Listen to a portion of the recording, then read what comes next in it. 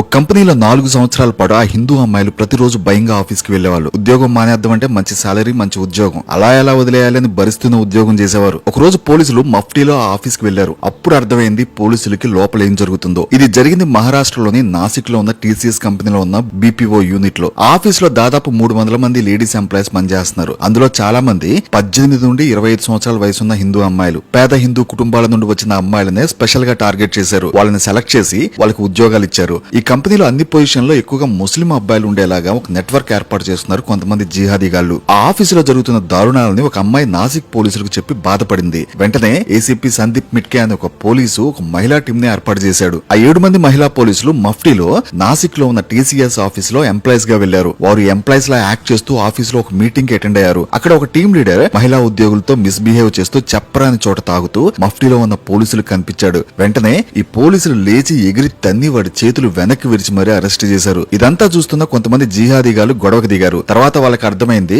ఇది string operation అని. ఇదంతా చూసిన 7 మంది హిందూ అమ్మాయిలు వెంటనే ముందుకు వచ్చారు. రోజంతా సెక్సువల్ హెరాస్ చేస్తున్నారని, ఉద్యోగం మానేద్దాం అంటే మళ్ళీ ఉద్యోగం రాదు అనే భయంతో అటు ఉద్యోగం వదిలేయలేక ఈ హింస 4 సంవత్సరాల నుంచి పడుతున్నామని, చాలా మంది అమ్మాయిలను మతం మార్చారని, మారకపోతే ఉద్యోగం పోతుందని భయపడి చాలా మంది మతం మారిపోయి ముస్లిం అబ్బాయిల్ని పెళ్లి చేసుకున్నారు అని, మతం మారమని రోజు ఖురాన్ చదువుతూ ఆఫీసులోనే ప్రార్థన చేయాలని, బీఫ్ తింటే టీం లీడర్ గా ప్రమోట్ చేస్తామని, ఒక పక్క నవ్వుతూనే ఏం తెలియనట్టు జోక్ చేస్తున్నట్టుగా ప్రవర్తించే వాళ్ళు అని, ఒంటరిగా టీ తాగుదామని ప్యాంట్రీకి వెళ్తే ఇక అంతే వెంటనే అక్కడికి ముస్లిం అబ్బాయిలు వచ్చి చెప్పలేని చోట తాగుతుంటారని, ఈ విషయాన్ని వాళ్ళ హెచ్ఆర్ నిదా ఖానా అనే అమ్మాయికి చెప్తే ఇవన్నీ కామన్, నచ్చితే ఎంజాయ్ చేసుకో, ఏ ముస్లిం అబ్బాయిలు నీకు నచ్చరా అంటూ హేళన చేస్తూ మాట్లాడేదట. ఈ విషయం బయటకు చెప్తే మీ పరువే పోతుంది లేదా ఉద్యోగం మానే అని చెప్పేది అని ఈ బాధిత అమ్మాయిలు పోలీసులకు చెప్పారు.